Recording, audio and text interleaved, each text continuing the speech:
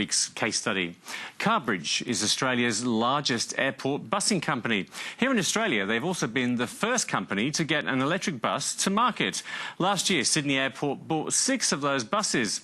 Being electric, the buses have been silent in operation and they've also eliminated diesel pollution.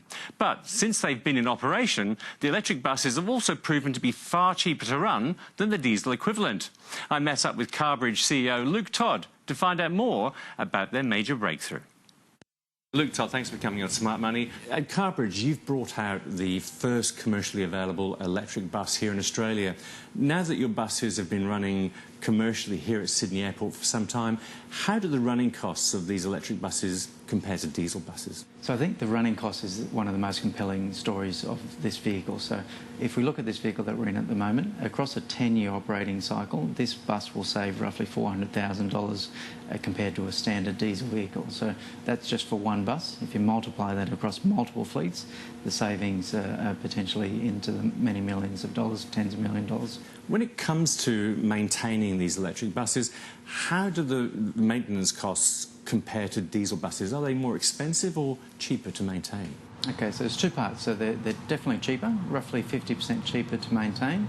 They're also far more reliable. We've removed a lot of the moving parts that you would find in a standard diesel vehicle. So the maintenance cost is one story, so that's a cost saving, but they're also far easier to maintain, less mechanical work required and more regularly on the road, so less breakdowns than what you'll find with a diesel vehicle. Let's talk bottom line. Your electric bus is more expensive to buy than a high-quality Euro 6 diesel bus. Are there cheaper running costs and cheaper maintenance costs enough to offset the more expensive upfront costs? Yeah, definitely. So obviously they're a little bit more expensive up front, and the figures speak for themselves ultimately. So 3.7 years is roughly the payback period that you would find for this vehicle. So you pay a little bit more up front, but at the 3.7 year mark, the extra that you've paid will have paid itself off, and then you'll start to make savings thereafter. When it came to developing your electric bus, you very much took a partnership approach. What other companies did you get on board?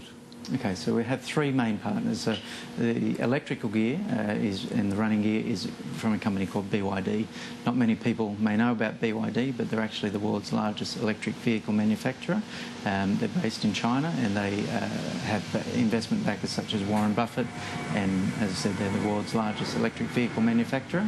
We have a second partner who builds the lightweight aluminium body for us. They're a Switzerland-based company called Constellium, and then we have a third assembly partner called Gamlang Coachworks, who are based in Malaysia. So we take the electrical running gear from China, we get the body from Switzerland, ship it all into Malaysia and assemble the Carbridge Tourer that we're sitting in today. Let's talk batteries. Now, this bus has been bought by Sydney Airport. How far can it go on a single charge? 600 kilometres is what we're achieving on a straight line drive. In route operations, we're achieving 424 kilometres on a single charge. That's a very significant range for a single charge.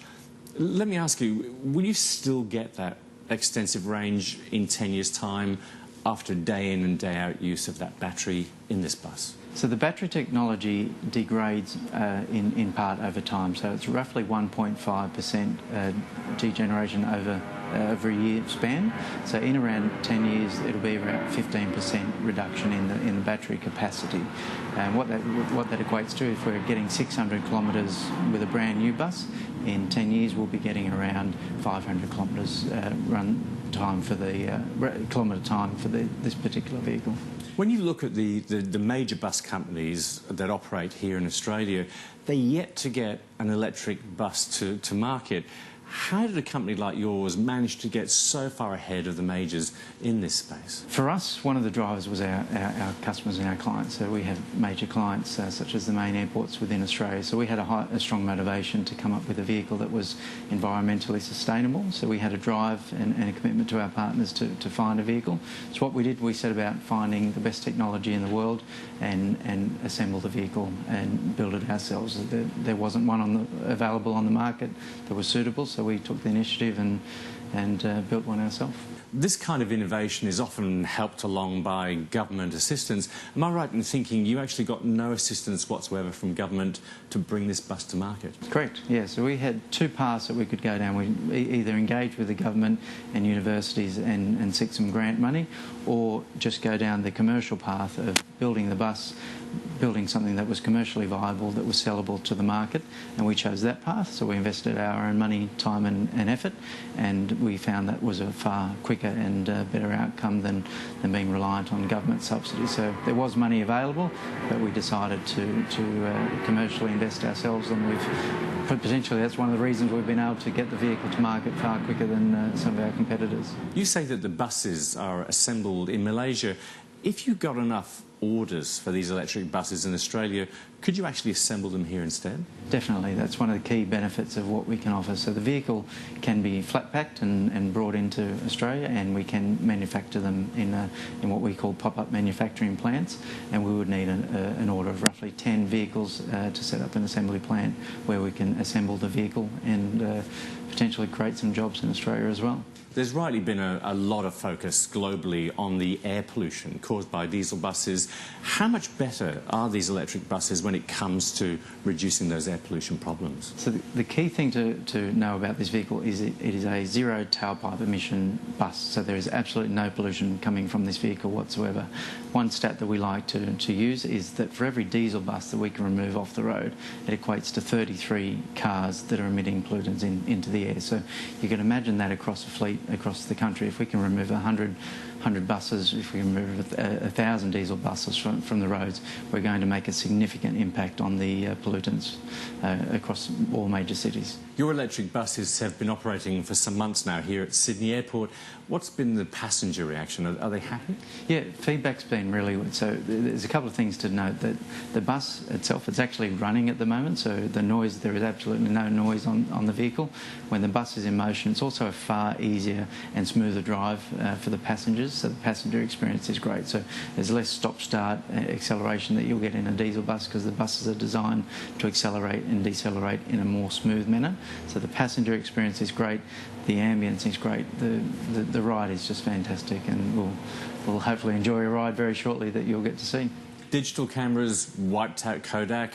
Uber is really disrupting the taxi sector. You've gone and brought out an electric bus that is cheaper to run than a diesel bus.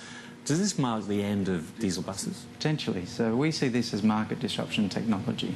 It may mean the end of diesel buses. Obviously, there's a large amount of diesel vehicles running around at the moment, but over time we would like to see diesel buses phase out and this type of technology be invested in by governments, by operators, because the economics stack up, the pollution outcome is fantastic. So potentially it could be a very large changing moment in the bus industry. When the energy-saving CFL light globes came along, the government phased out the use of incandescent globes. Now that your electric bus is proving itself here at Sydney Airport, is it now feasible for the government to phase out diesel buses? Definitely, yeah. There's no reason why not. The technology is great, as we've spoken about. Diesel buses have a very heavy pollutant outcome, and the electric bus is cheaper to run and it is far less pollution emitting, so why not? Final question. Sydney Airport bought 6 of your buses last year. What's been their reaction to the buses? Are they happy with them? And are you hoping to get more sales? Yeah, so Sydney Airport are extremely happy. So we're really appreciative of Sydney Airport to be our main partner to bring in this vehicle to begin with. So the feedback has been really good, both from the Airport Corporation but also the passengers that use the vehicles around Sydney Airport. And of course we're now ready to sell this vehicle to whoever is interested, and we see a very bright future as far as sales in the upcoming years. That's an exciting case study.